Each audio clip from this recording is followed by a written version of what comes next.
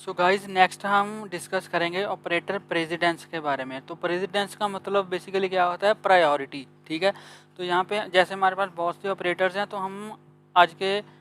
अब हम डिस्कस करेंगे कि कौन से ऑपरेटर्स की जो प्रायोरिटीज़ है वो हाई होती है और कौन से ऑपरेटर्स की जो प्रायोरिटी है वो लो होती है। तो बेसिकली हमारे पास जो ऑपरेटर्स हैं हमारे सी लैंग्वेज में वो हमारे पास कौन से हैं। ठीक है, एक तो मल्टीप्लिकेशन ऑपरेटर है।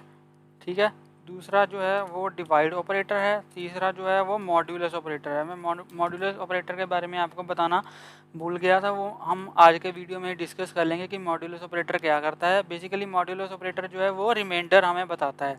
अगर हम किसी एक नंबर को किसी दूसरे नंबर से डिवाइड करते हैं तो उनके बीच में डिवाइड करने के बाद जो रिमाइंडर बचता है उसको जो मॉड्यूलस ऑपरेटर है वो रिटर्न करता है। ठीक है, और इसके बाद नेक्स्ट जो हमारे पास ऑपरेटर्स है वो है प्लस ऑपरेटर, उसके बाद माइनस ऑपरेटर और उसके बाद है हमारे पास assignment operator which is equal to. ठीक है, तो ये हमारे पास ऑपरेटर्स हैं सी लैंग्वेज।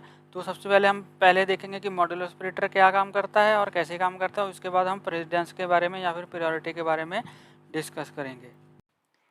तो गाइस सबसे पहले हम डिस्कस करेंगे हमारे मॉड्यूलस ऑपरेटर के बारे में। तो मॉड्यूलस ऑपरेटर क्या करता है, अगर हम किसी दो नंबर्स को डिवाइड करते हैं और उनको डिवाइड करने के बाद जो भी रिमाइंडर हमारे पास बचता है वो कौन सा ऑपरेटर बताता है हमें, वो कौन सा ऑपरेटर रिटर्न करता है, वो मॉड्यूलस ऑपरेटर रिटर्न करता है। ठीक है, लेट्स से अगर मैं 8 को डिवाइड करूँ 3 के साथ, ठीक है, तो 3 टू द 6, तो रिमाइंडर हमारा कितना बचा, 2 बचा। ठीक है, तो रिमाइंडर कौन सा ऑपरेटर हमें रिटर्न करेगा, वो मॉड्यूलस ऑपरेटर करता है।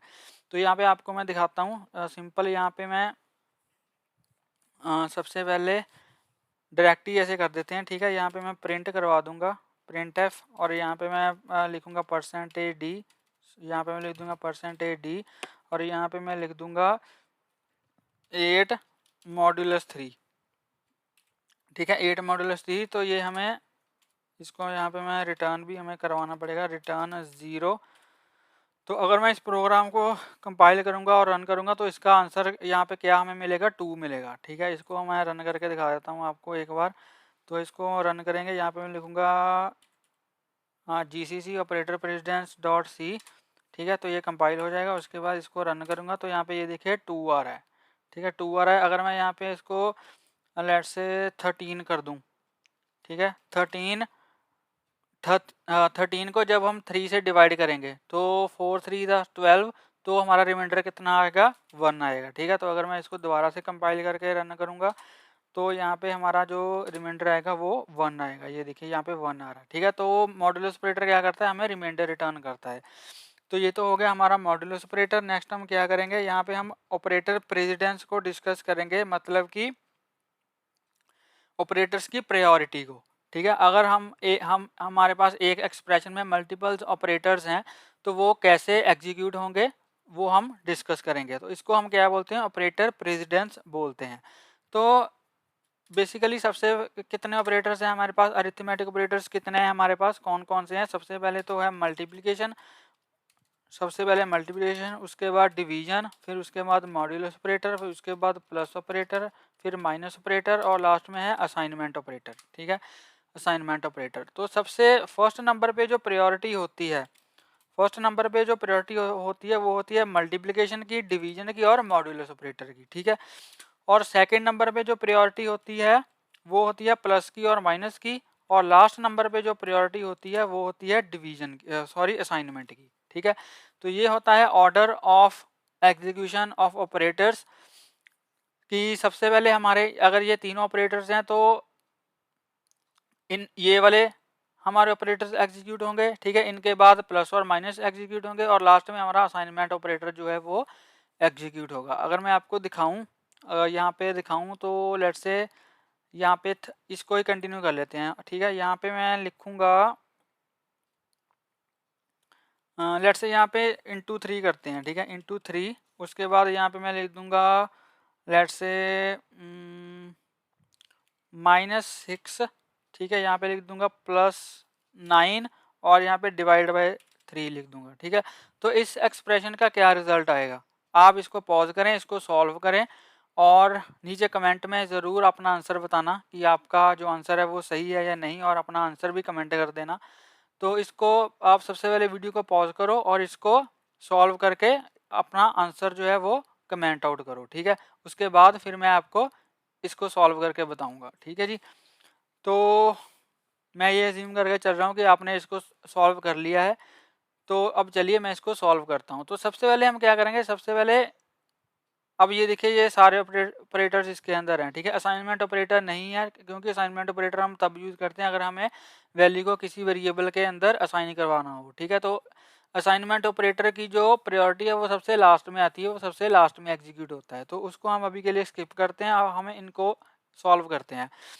तो यहाँ पे हम क्या करेंगे, सबसे पहले हमारा सॉल्व होगा 13 इंटू 3, ठीक है।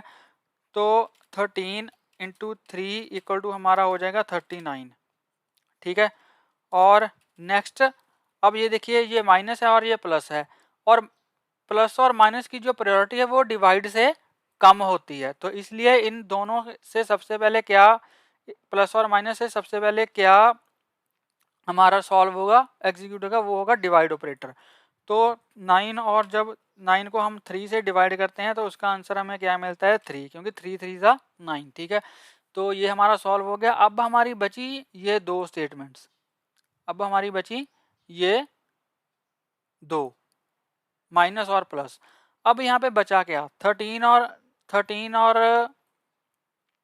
3 को जब हमने मल्टीप्लाई किया तो यहाँ पे आ गया 39, ठीक है। उसके बाद हमारा क्या है, यहाँ पे -6 है और प्लस जब हमने 9 को 3 से डिवाइड किया तो यहाँ पे क्या आ गया 3, ठीक है।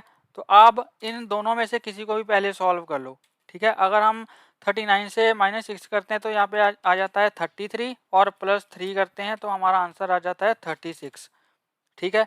और या फिर अगर हम 39 को ऐसे ही रहने दें और -6 में से जब +3 करेंगे तो प्लस माइनस क्या होता है, माइनस होता है। तो माइनस की टर्म जो है वो बड़ी है तो इसलिए साइन कौन सा आएगा, माइनस का आएगा, ठीक है। ये जनरल मैथमेटिक्स है, मैं ज़्यादा डिटेल में नहीं जाऊँगा। आई होप आपको इतना तो आता ही होगा, ठीक है। तो 39 में से जब हम 3 को माइनस करेंगे तो यहाँ पे भी हमारा आंसर क्या आएगा 36। तो दोनों कंडीशन में हमारा आंसर क्या आ रहा है 36 आ रहा है, ठीक है।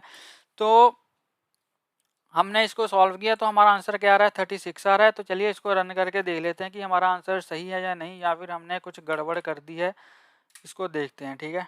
तो इसको कंपाइल कर दिया, अब इसको मैं रन करूँगा तो यहाँ पे आंसर ये देखिए क्या आ रहा है 36 हमारा आंसर आ रहा है। मतलब कि हमने जो भी कैलकुलेशंस की हैं वो बिल्कुल परफेक्ट हैं, ठीक है जी।